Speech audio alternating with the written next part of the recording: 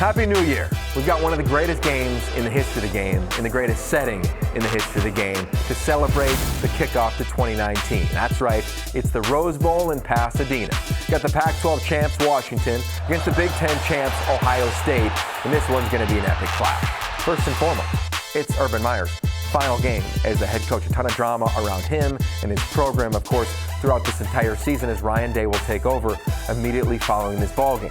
For Chris Petersen, what a job he did all season long, as there were such expectations on his program from the Auburn game throughout the season for them to come back and win the Pac-12 title with defense. So you look at this game, offense, defense, of course, is a big storyline. For Ohio State and Dwayne Haskins, he's one of the best players in the country, a Heisman finalist who was one of the best passers in the nation, led the nation in passing yards, almost 4,600 passing yards on the season. A lot of it is because of the weapons that he has, led by Paris Campbell, one of the top receivers in the country, and they could run the football with J.K. Dobbins and company. So an extremely balanced offense that wants to go fast. Now, good thing for UW is their defense can handle it. They're one of the most talented defenses in the country. You're talking about Greg Gaines anchoring the defensive front, Ben Burr-Kirven, the defensive player of the year in the Pac-12, and in the back end, you got All-Americans in Taylor Rapp and a bunch of players that play a lot of football instinctually, as good as there is in the secondary in the country. So how does Haskins in this up-tempo style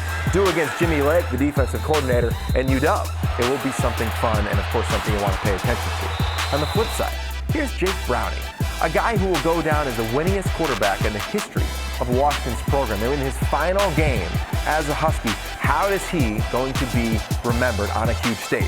This is a team that didn't beat Alabama, didn't beat Penn State, didn't beat Auburn in a conference that needs a big win against a Power 5 opponent like Ohio State, because Jake Browning played his best game.